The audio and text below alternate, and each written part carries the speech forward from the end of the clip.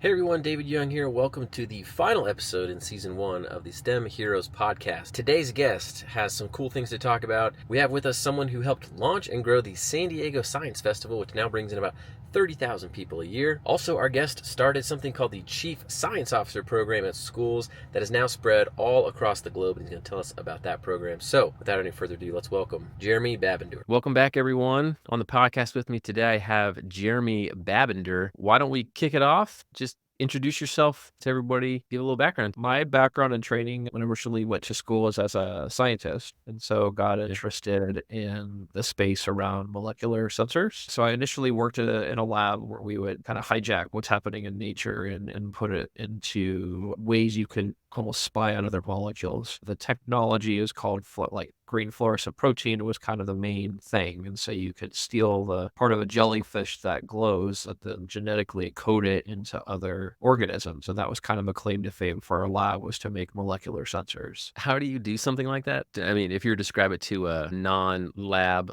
scientist like me. Basically, it's the DNA. You're cutting a piece of DNA that would basically code for a part of, the jellyfish that glows or a coral. And then you can actually isolate that, pull it out, put it into the coding of another organism. Like, what would you put it into? The one that a lot of people see that they recognize are like the glowfish.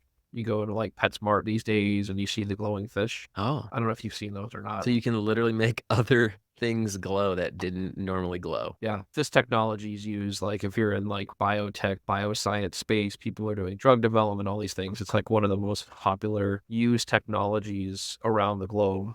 In our lab, so the guy I worked for is the one who actually first discovered how to use it. And then we, in our lab, would figure out ways to manipulate that code and then create different colors. And so you could change a certain part of the coding you change the DNA and then it code for like maybe a blue or a cyan color as opposed to green. But it's not just to make glowfish or glowing mice. It's to look at processes. So like, let's say, for example, you have a cell that has a deficiency at how it divides. So you might have seen pictures watching chromosomes divide in a cell. So you can watch like, well, where's a deficiency? And then you can see that live on a microscope when the cells divide. And then possibly, okay, maybe you want to do some drug research where you want to put some type of agent on it to see if it helps. You could actually look at that and study that. So it's a way that you can actually have ways to monitor cells live as opposed to other ways that they would put a stain on them. So our lab developed these sensors of ways to, a platform technology. So I got you. Yeah, so I was a scientist in that space, and it sounds kind of fun, right? We have things that glow. One of the things that we could do is the easiest organism to put them in are bacteria. So like E. coli, and then you put it there, and then the bacteria would glow different colors. And then you could actually take kind of like a toothpick type thing and then put them on a petri dish. And then they'll replicate, but when you replicate, they would also glow. So you can almost paint with bacteria. And if you Google, by the way, fluorescent proteins, some of those pictures will come up. Really? Yeah, they're pretty easy to find. That's cool. In my lab, we created an opportunity to connect this with community in schools to, teach about important concepts around biotech and biology. And so I was in San Diego at that point, and we wanted to figure out how to get this to the schools. So we started partnering with a lot of schools and opportunities there to create like mini modules that teachers could introduce it to the students.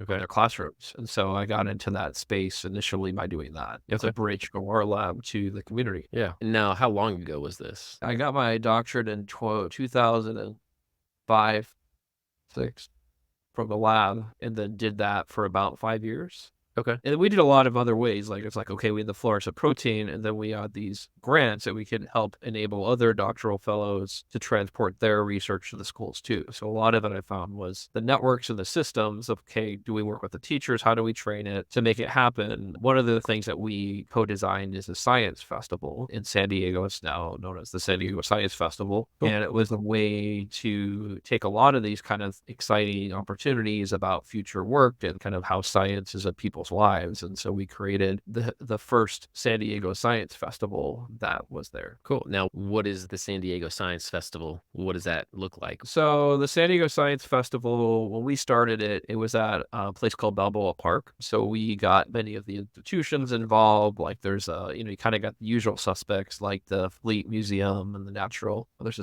Air and Space Museum there. But we got also like the photography museum and a lot of other locations. It was this massive expo in Balboa Park. We didn't really make the institutions happy because people didn't want to go inside the institutions that day, and they had to close down Balboa Park because so many people came. But we ended up moving it to Petco Park, basically took over the whole stadium, not inside, but around the concourse and then outside. And it continued to draw about 30,000 people. And to this day, the San Diego Science Festival still exists. I have nothing to do with it at this point, but it's still around. Wow. 30,000 people, that's a lot. A lot of people. The idea also was that we were, how we launched it, there was a serial entrepreneur that came across science festivals at Cambridge, and he's like, how do we get it here? San Diego, he built a partnership with all their inside info on how to build it. And that mentorship relationship was a really good model of building a community of practice around launching science festivals. I was able to design the brand from National Science Foundation to build a network of science festivals, people trying to start them. And so through the grant, we got an addition of festivals launched in Pennsylvania, so at the Franklin Institute, and then one in the Bay Area at the E10 Park. And so the Bay Area Science Festival. And so it became a go-to place where people started to connect around starting science festivals across the nation. Man, so this became like a pretty big thing. You start the idea and then people use it. So, I'm from Arizona. It was something that I had never intended to live long term in California. Branched out the idea of starting a science festival in Arizona. There hadn't been one yet. And so connected with a lot of the collaborators here in my home state. And there was a lot of excitement to start one. And so we were fortunate that we had some seed money given by the president of ASU and said, hey, let's create this here in Arizona. And so kind of transported what we did to San Diego, but a lot of other, kind of knowledge from the network, and created a statewide science festival here in Arizona. Our model evolved to where a lot of the science festivals, they're the event planners, you create this big event, whereas we didn't really have a lot of money. We were like, well, how do we inspire communities to create their own science festivals? They plan it and run it. So we started planting these seeds across the state, and a lot of groups ended up doing it. So we've helped, there's now several dozen science festival events in Arizona that have now been going on over 10 years. So you have one like an ASU called Open Door. That event alone draws more than the San Diego Science Expo alone. They get over 30,000 people on just one of the 5 campuses that they do the event. There's one in Tucson. What do they do? How is that different than some of the stuff that... They're each different in their own way. Like the one at the Festival of Books integrates this massive science pavilion into one of the largest book festivals. So they get over 100,000 attendees to come through their science festival. There's events that cities run to really build out awareness of business and industry. And so that's been something that we've helped to kind of build regional partnerships and think more about how do we really help work with community events to help inform people about future workforce and career opportunities. That's awesome. The last thing I heard was about 100,000 people going to a science festival that they do with books. Yep. So they did that. We were able to get cities and towns to have science festivals. So all that was really awesome just to see that evolve in that way. So now what are you doing today? Like what kind of work are you working on right now? So there's a couple of things that we, one is we have these festivals. We still support the science festival. A lot of the work that we really are interested in is, okay, now that people are excited, how do we really think through how to promote workforce and integrate it with strategies around economic development in that region? And often, how does it work with a more rural, remote community? So you might take a place like, I don't know if you know the regions of Arizona, but like, for example, Casa Grande. It used to be a super small town that you drive through. I remember going to as a kid, there was a bowling alley. That was the main thing in town, was a bowling alley, Casa Grande. It's huge now in terms of its growth, and they've landed some massive deals. And so they, for example, have Lucid, which makes the electric vehicles. Yeah, a prestigious brand is there, and they need like 6,000 to 9,000 people to go into these jobs in this smaller rural community. But a lot of other places like Frito-Lay and most recently, LG put in a $5 billion investment to build out battery in that space. And so then, the community college is building up what they do, and then you have to really connect with the schools and retooling people. And so there's a whole need around this identity around STEM in the workforce. And what I've found is that there's a lot. When I started out, STEM and workforce were kind of hovering around each other, but it wasn't as connected and intentional. Nowadays, it's like you can't talk about one without the other. So if I go in a workforce conversation, STEM and skills is always talked about. And similarly, if you're in a STEM conversation, workforce is now always talked about. So, do they have any programs with high schools, community colleges, and stuff like that that are in the city, or are they trying to find their talent from anywhere? And is it hard to like, hey, we're going to go there. We need 9,000 people. We're going to try to convince thousands of people to move to this small town that they've never heard of before? Or how does that work? There's a lot of legwork from the economic development groups that really help to, vet out like, here's the pipeline, here's the type of programs that we have. In Arizona, the group that leads it's called Arizona Commerce Authority. So a lot of legwork is done there. There's still the reality that even though we hope that the system will educate the kids and make it happen, there's also the reality of what happens and what doesn't. So another example, I'm not sure if you heard about it, like around semiconductors, Arizona landed like this massive, massive deal, the biggest ever in Arizona, to bring Taiwan Semiconductor here, TSMC. And Okay. it was a $40 billion investment to bring this plant here. And it's just building out an entire sector of Arizona for this company, all the service. And there's a constant need of how do you get people that are not just technicians, but really can support that line. It's a matter of, okay, is TSMC needing to bring in all their people from Taiwan to work here, or are we able to really cultivate a workforce to do it? And so Yeah. across the board, these two are integrated. So we work at SciTech to help to connect the worlds together, because we did the science festivals, have those networks, and really, bridge the conversation around workforce and those next steps. So it's talking with the colleges and the people that do the certifications and the school districts and after school, that sort of. So So is we're into that space these days.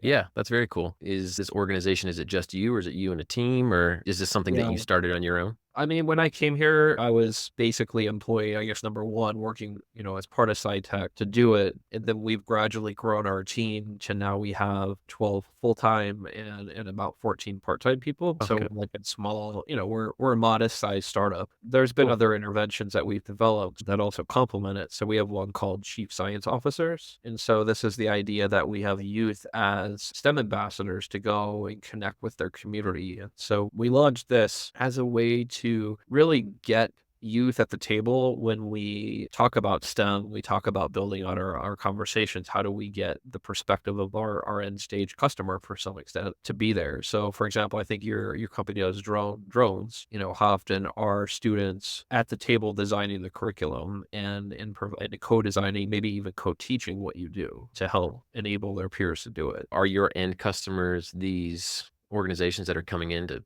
build these big factories and stuff, and hey, helping them figure out how that pipeline works? Or are your end customers like the cities who are building infrastructure? I guess where do you kind Yeah, of plug in specifically? I think it's a little bit gray as a nonprofit, and Mm, especially in this ecosystem space, because in one way, if you have a business, you have you have a product, or like, you might be selling a training, or, in your case, maybe it's a drone and you're selling to the customer, which would be the students or the teachers if you're training the teachers. For us, we might be teaming with a foundation that would give us funding to help build out an ecosystem. And so the customer, in a way, might be the funder. On the other end, maybe it's not, yeah, because sure. our hope is to work ultimately impacting the community, but we work to enable organizations to meet their community. So in a way, we do B2B, Yeah. but also it's B2C, but B2B2C maybe is part of it. So you've been doing this for a while. Is there anything popping in your mind as far as like, hey, it was cool to see this project go full life cycle on? They came in, were able to kind of connect the workforce and STEM together, and then see students come through and be able to have careers in this field. I mean, I don't know if you've been in it long enough to see Yeah, some them all the way through. it'd be kind of nice, like, to have that foresight when I started, to be like, oh, here's an example of that happening. Because following like the longitudinal trend of, hey, we got this outreach experience working with middle school kids, and now that student is now working Right. at.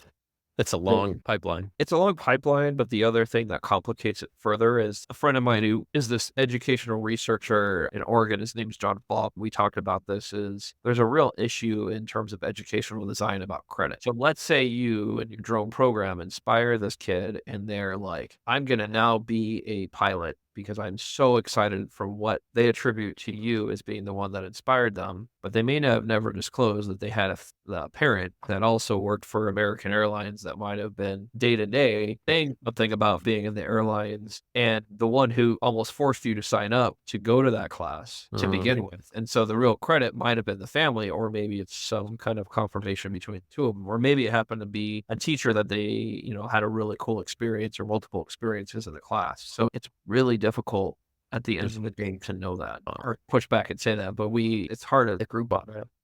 Yeah. What I can say, our chief science officers, the youth ambassadors, the great thing is we have had students that have started with us as a sixth grader and have now gone through the whole year, doing it, continuing. And so like one of them, she started at a middle school, Levine district. She did a lot of these phenomenal action plans and projects, getting her peers engaged in, I think, sustainability related projects, running our institutes, and she got a full ride to Stanford. Wow. Also, his name's Caillou Pena, and he was a student that we worked with in one of the districts, and he got inspired through us around science policy. And so he ended up going to Carnegie Mellon, focusing on science policy, and Caillou ended up working both for Virgin Galactic and Senator Sinema, kind of being around science policy. Yeah. I got to catch up with him where he's at now, but like some of the alumni can be part of it. Yeah. And so, I think we could say, and some of them will attribute like, hey, we helped to kind of guide and think about what they would do and really enable them with those experiences. So those are at least some examples I can give at the ground level of students that we followed through. I don't know if that's what you're looking for. You talked about integrating all these things together. I just didn't know if you ever got the satisfaction of getting to see some of your efforts and work sort of play out in the long term, and you have that satisfaction of knowing, oh, hey, I helped cultivate whatever this outcome was. I think the cool thing about like the work, if you talk about the chief science officers, is we started it here. We got attention from the White House the first year we started it. So we presented in front of Obama's chief science and technology officers. One of them even met with Obama himself and became a kid science advisor to Obama. We were able to leverage this enthusiasm from the White House to broadcast the potential of chief science officers across the nation and world. And so we started expanding to other regions. After a few years, we started, we're in Michigan, we were in Kuwait and Mexico, and it's continued to grow. So like you went from Arizona to Michigan to Kuwait, just the other side of the world. How did you get in Kuwait? Yeah, Kuwait was kind of random, but there was a program officer it's called KFAS, the Kuwait Foundation for the Advancement of Science. So they're kind of like the AAAS and NSF in Kuwait. Okay. And they were interested in student and STEM leadership. And so they reached out to their peers at NSF and said, hey, do you guys have any funding grants that do this sort of thing? And so through NSF, they identified our project. We actually had I was talking with the person there, and I'm like, if you really want, you can come out and check it out, come to one of our institutes. And so the lady's like, all right, when is it? She scheduled it. She flew out. Nice. And they're like, all right, what do you need to make it happen in Kuwait? And give me a proposal. I'm like, okay. We put in together a proposal to help basically enable them to do it. And they've been running it for at least half a dozen years, but they also are now like this anchor for the GC region. So we now, through them, have chief science officers in UAE. They have been talking with groups like in Qatar and in Bahrain, the countries that we started with. I would not have envisioned we'd be that way. But we're in Mexico, we're in Colombia, and we're in Kenya. Wow, cool. Let me clarify real quick. So CSOs, these are, chief science officers, these are students, right? Which grades are they typically in, or how does that work?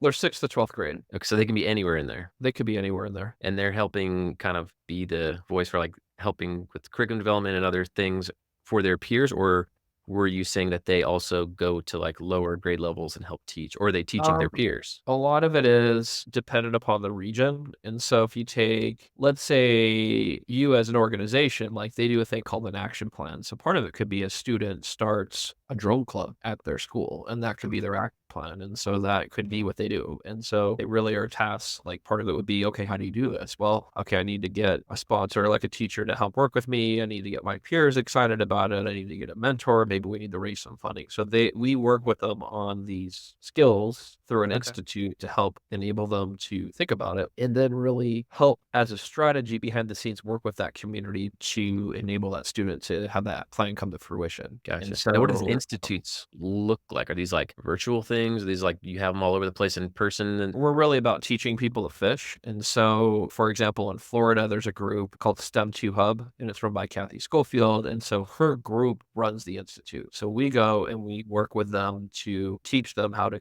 run the institute. And then we work behind the scenes on data collection and really optimizing strategies and curriculum. But we want these regions to really own it. So it's like a franchise. Okay. But, to me, the exciting part is seeing these regions start these up and then seeing students that they've now worked with and cultivated that never met. And they're creating amazing things and they're now having that platform technology. So to kind of bring it back to the base, my training and science experience is we would create a platform technology. So you create this fluorescent protein, insert it in an organism, but we didn't really think about what is the science experiment that you would do. There's so many things you can do. What I love about this is that we have a platform strategy process that you can go through. And it's really fun to just see like how are the CSOs in Kuwait being positioned versus the ones in Florida versus in Michigan, and how do Yeah. people leverage student voice to do really cool things. So What does the future look like for you all? Do you have any plans to do anything or expand, or what's it look like? I mean, a lot of the challenge in this space is, you have ideas and you want to put it out there, but sometimes it's kind of like where the chips fall. And so sometimes it's where the money comes. And so, we really are intentionally working to expand CSOs further. We are growing gradually. And so when we started, there was one state, and now we have 16 states and 6 countries. And there's that spread. So like Michigan started with the one community, and now they're going statewide. And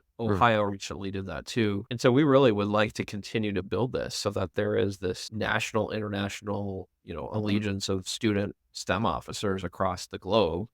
Yeah. And not just, right now we have 1,500. Imagine if we had 10,000 or 100,000, what would Yeah. it look like? And so there's that. And then in Arizona, it's really how do we, more effectively connect the dots of our state, and then really having more of the communities coalesce around common strategies to connect around workforce skills, and how does this layer in with STEM and workforce? That's awesome. Is this stuff online where you can go look up this CSO program and all that? Yeah, you should be able to Google, like there's chief science officer sites. If you Google it, you should be able to find chief science officers. We recently redid the website, which hopefully makes it easier to understand what it's about. Some of the people listening in are companies that are looking to get involved with the community. Could be helping to kind of sell and transport with us a chief science officer cabinet to that region. Is it, I'm getting chiefscienceofficers.org. That's y'all? That would be that program. The other one's scitechinstitute.org. So almost like two complementary, but one's kind of our international growth, and the other one's really a lot more in depth of one region. Okay, I see. Because we do work, live, and breathe. Most of us do in Arizona for our team, but we do have team members all over. So we do have a good portion of the team that do not live where we live. Gotcha. Before we go, I usually ask if there's a school out there or administrators and they're wanting to try to implement more STEM related initiatives into the school classroom. You had like one piece of advice for them. What would be the thing that you would recommend or encourage them with?